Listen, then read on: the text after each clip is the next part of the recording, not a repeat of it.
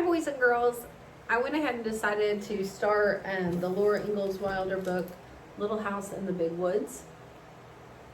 And Laura Ingalls Wilder is one of my very favorite authors of all time. My grandmother read me these stories when I was a little kid, when I was your age. Absolutely begged her and begged her and begged her and loved to read. This story is realistic fiction. A lot of what she writes about did happen in her life.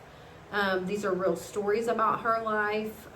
Some of them are a little bit embellished, she says, but most of them are true life stories, so it is more realistic fiction. I want to show you real quick. The story takes place, the setting of the story is in Wisconsin. And if you look right here, there it is right there. See that right there? That's Wisconsin on the map. And we are way down here. So Wisconsin is way far away from us, but that's where the story takes place. And the story is set in 1872. And that's older than me, older than my grandma, older than your moms and dads, older than your grandparents. This is some old time, long time ago story. So we're going to get started with Laura Ingalls Wilder, Little House in the Big Woods. Chapter 1. And here we have the title page, Laura Ingalls Wilder, Little House in the Big Woods.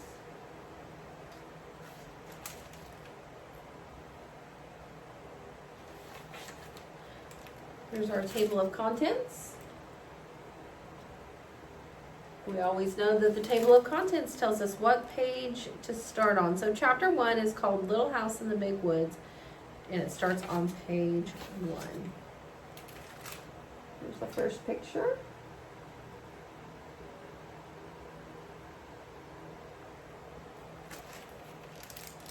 Little House in the Big Woods. Once upon a time, 60 years ago, a little girl lived in the big woods of Wisconsin in a little gray house made of logs. A great dark trees of big woods stood all around, and the house and beyond them were other trees, and beyond them were even more trees. As far as a man could go to the north in a day, or a week, or a whole month, there was nothing but woods. There was no houses, there was no roads, there were no people, and there were only trees and the wild animals who had made their homes amongst them. Wolves lived in the big woods, and bears and huge wild cats. Muskrats and minks and otters lived by the streams. Foxes had dens in the hills, and the deers roamed everywhere. To the east of the little log house and to the west, there were miles upon miles of trees, and only a few little log homes scattered far apart in the edge of the big woods. So far as the little girl could see, there was only the one little house where she lived with her father, mother, her sister Mary, and her baby sister Carrie. A wagon track ran before the house, turning and twisting out of sight in the woods where the wild animals lived. But the little girl did not know where it went, nor what might be at the other end of it. The little girl was named Laura, and she called her father Pa and her mother Ma. In those days and in that place, children did not say father and mother nor mama and papa as they do now. At night, when Laura lay awake in the trundle bed, she listened and could not hear anything at all but the sounds of the trees whispering together. Sometimes far away in the night a wolf howled. Then he came nearer and howled again. It was a scary sound. Laura knew the wolves would eat little girls, but she was safe inside of the solid log walls. Her father's gun hung over the door of the good old Jack, the brindle bulldog, lay on the ground before it. Her father would say, "Go to sleep, Laura. Jack won't let the wolves in." So Laura snuggled under the covers of the trundle bed, close beside Mary, and went to sleep. One night, her father picked her up out of the bed and carried her to the window so that she might see the wolves. There were 2 of them sitting in front of the house. They looked like shaggy dogs. They pointed their ears at the big, bright moon and howled. Jack paced up and down before the door, growling. The hair stood up along his back, and he shoved his sharp, fierce teeth to the wolves. They howled, but they could not get in. The house was uncomfortable. The house was a comfortable house. Upstairs, there was a large attic, pleasant to play in when the rain drummed on the roof. Downstairs was a small bedroom and a big room.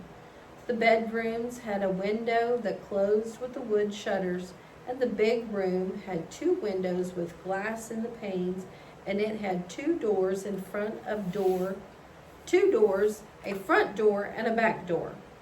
All around the house was a crooked rail fence to keep the bears and the deer away.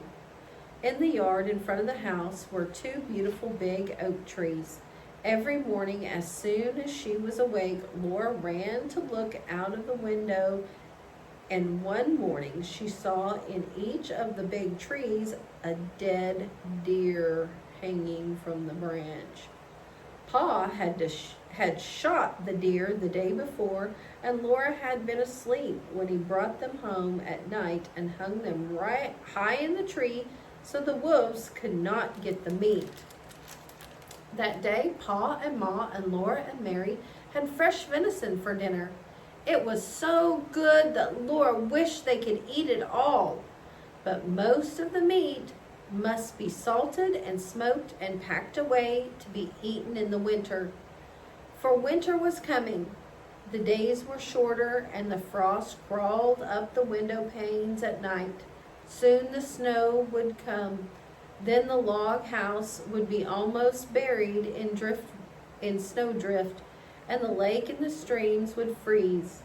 In the bitter cold weather, Pa could not be sure of finding any wild game to shoot for meat. The bears would be hidden away in their dens where they slept soundly all winter long.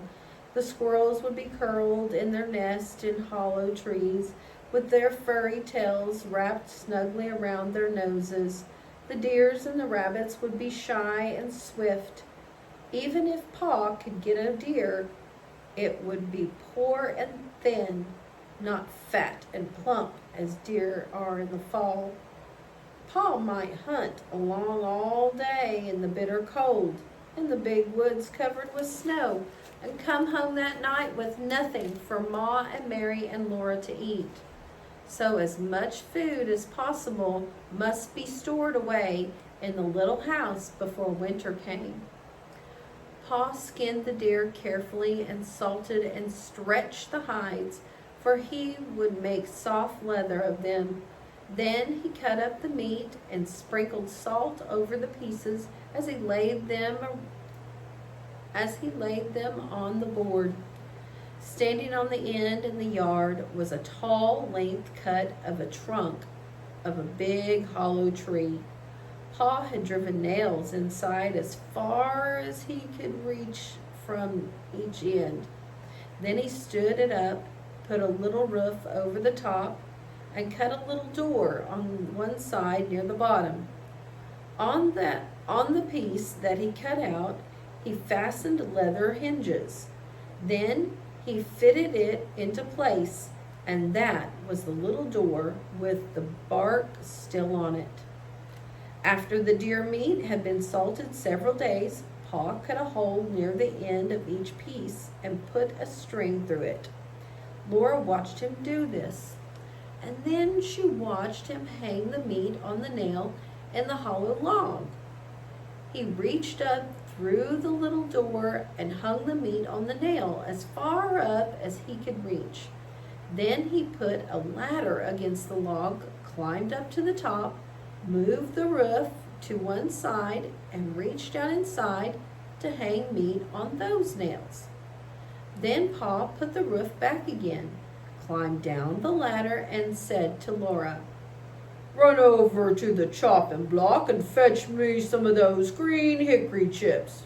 New, clean, white ones." So Laura ran to the block where Pa chopped wood and filled her apron with the fresh, sweet smell of chips. Just inside the little door in the hollow log, Pa built a fire of tiny bits of bark and moss, and he laid some of the chips on it very carefully. Instead of burning quickly, the green chips smoldered and filled the hollow log with thick, choking smoke. Pa shut the door, and a little smoke squeezed through the crack around it, and a little smoke came through the roof, but most of it was shut in with the meat. Picture.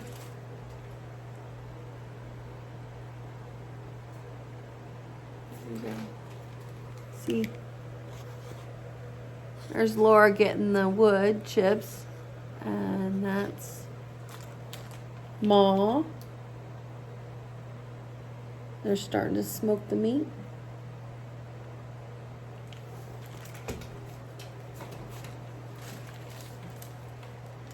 "There's nothing better than a good old hickory smoke," Pa said.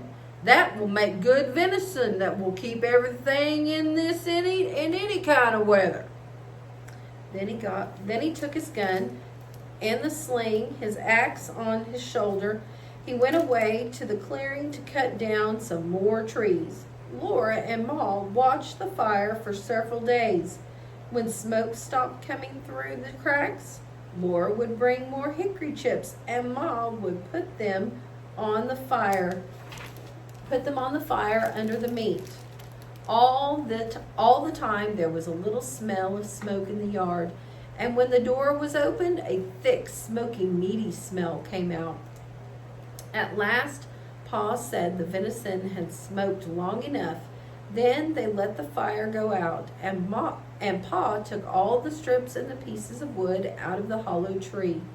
Ma wrapped each piece neatly in the paper and hung them in the attic, where they would keep safe and dry.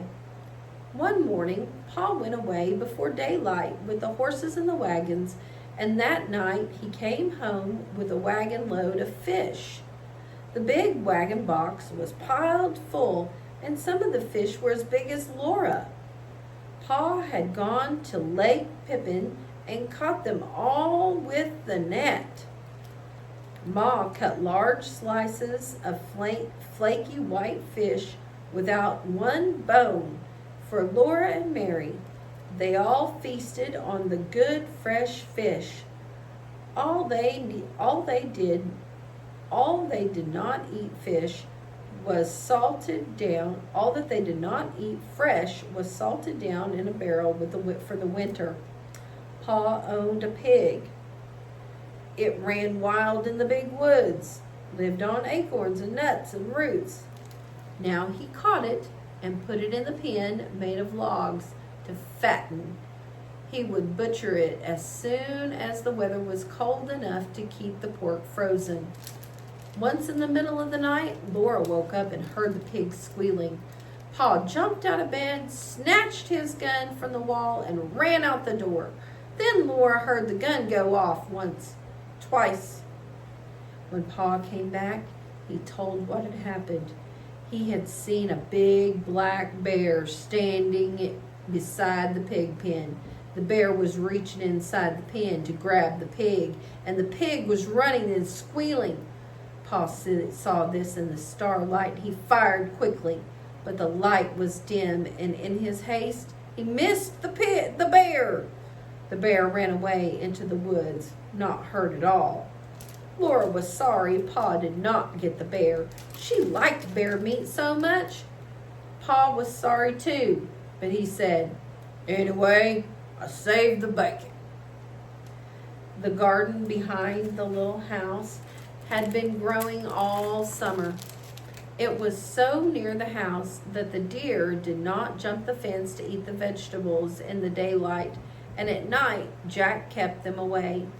Sometimes in the morning there were little hoof prints along the carrots and the cabbage, but Jack's tracks were there too, and the deer had jumped right out again. I'm going to stop right there for today.